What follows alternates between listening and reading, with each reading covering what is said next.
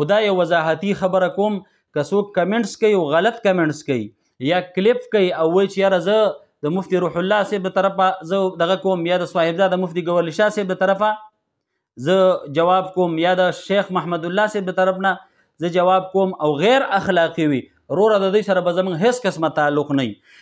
شرم د دغه کس زموږ سره تعلق نشته. که څوک خراب کمنټس کوي زما ټول کلیپونه وګورئ د اول نه تر اخره پورې زما دوی ته صرف نصیحت دی، صرف اخلاقیه خبرې دي او صرف دا ورته وایم چې دا کنځلې دا بدرد دا پرېږدئ. اوس هم اسماعیل په خپله آیډۍ کې دا شیر کړي دي چې د چارسدي د تبلیغیانو د امیر صاحب نمبر مې پکار دی. دا دې دپاره د ده پکار دی چې په دې باندې به دوی آیډیانې جوړې کړي. مخکې هم د صاحبزاده پیر مفتی ګوهر شاه صاحب سره چې کله دوی اختلاف و مخکې هم داسې کړي ځکه یو مفتی صاحب راته اوس ووی چې په دې خبره باندې پوره احتیاط وکړئ.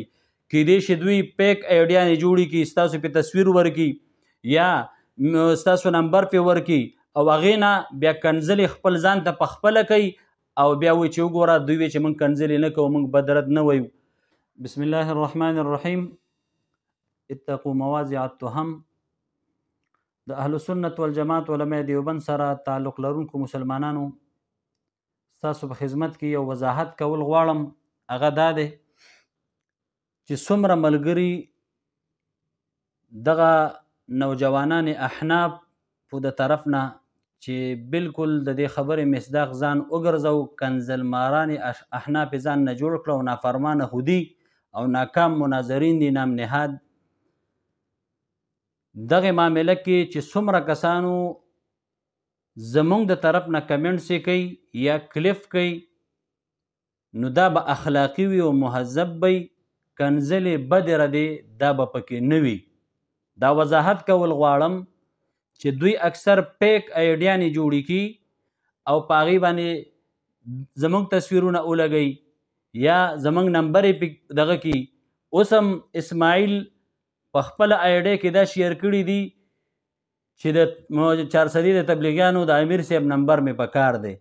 دا دې دپاره د ده پکار دی چې په دې باندې به دوی آیډیانې جوړې کړي. مخکې هم د صاحبزاده پیر مفتی ګوهر شاه صاحب سره چې کله دوی اختلاف و مخکې هم داسې کړي ځکه یو مفتی صاحب راته اوس ووی چې په دې خبره باندې پوره احتیاط وکړئ.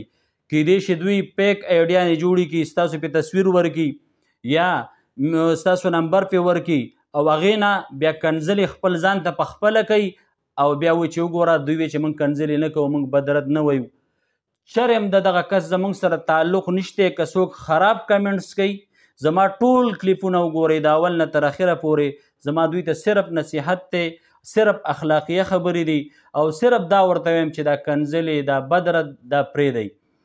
باقي که زما دا نمبر دی دې دپاره غواړي چې یاره دی ما له دمکي راکوي یا دی ما سره لکه څنګه چې دی خپل نور ملګري پوهه کړي دي یو رنګ کوي کنځلې منځلې کوي یا بل څه کوي او یا نورې څه ذهن کې وي نو بالکل د هغې نه مونږ نه یریږو او نه م زړه کې دغسې خبره شته. انشاءالله چې هر قسمه کنځلې دی کوي مونږ هغه اورو او چې څومره ورځي صرف ما ته دی کوي بل چا ته دی نه کوي. زموږ مشران علما اکابر دی نه کنځي، زړه دی ته شی ما ته چې څومره کنځلې کوي او که څه دمکیانې ممکیانې نورې قصې مې څه ذهن کې څه زما ځای معلوم دی او د نمبرو منبرو د دې قصو مې څو چې دی کم دغه کوي نو زما صرف د مفتی صاحب چې کوم ما سره رابطه شوې وه په دې دغه باندې چې دوی پکې پیک آیډیانې جوړوي او دا نمبر به پې ورکوي یا به ستا تصویر پې ورکوي نو بیا به خپل ځان ته به پې کنځل منځل او خپل کمنټس یې به کوي او په دې باندې به تاسو بدنامئ. لہذا زما ځای معلوم دی، زموږ مدرسه معلومه ده الحمدلله. زموږ زړه کې دوی ته څه هېڅ قسمه داسې خبره نشته. که دوی د دې دپاره دا نمبر اخلي چې یاره دی ما ته پې کنځل کوي نو بالکل دې وکړي. زما نمبر 0317 96 36 900 مې نمبر دی. 0317 96 36 900 دا مې نمبر دی. که چاله کنځل ورغلي او بل څوک یې نشي برداشت کولی ما ته دې کوي ښه ډاډه دې کوي چې څومره ډېر وله ورغلي خو نور اکابر اسلاف او مشایخ دی نه کنځي. دې باندې وټساپ هم شته او په دې نمبر باندې رابطه هم تاسو کولی شي. د درس تدریس په وخت کې یا د مونځ یا د اهم مصروفیاتو وخت کې هغه وخت کې بعضې وخت کې داسې وي چې انسان دې ته جوړ نه وي. باقي څومره کسانو چې رابطې کړي او کنځلې کړي دي د هغې اصلیت او حقیقت دنیا ته ښکاره شو. د دوی سره نور څه شته دی نه بغیر د دمکیانو کنځلو بدو ردونه. لهذا که هر څه کوي بلکل موږ په سر سترګو هغه قبلو. زموږ د طرف نه دوی ته هېڅ قسمه څه دمکي نشته، زموږ د طرف نه څه کنځل نشته، صرف نصیحت کوو.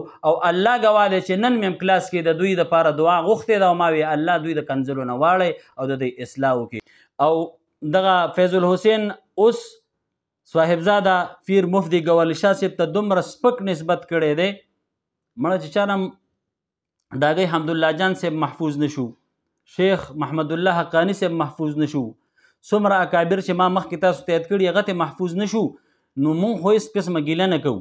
خو دا یو وضاحتي خبره کوم، که څوک کمنټس کوي او غلط کمنټس کوي یا کلیپ کوي او وایي چې یاره زه د مفتی روح الله صاحب د طرفه زه دغه کوم یا د صاحبزاده مفتی ګوهرعلي شاه صاحب د طرفه زه جواب کوم یا د شیخ محمد الله صاحب د طرف نه زه جواب کوم او غیر اخلاقي وي، وروره د دوی سره به زموږ هېڅ قسمه تعلق نه وي.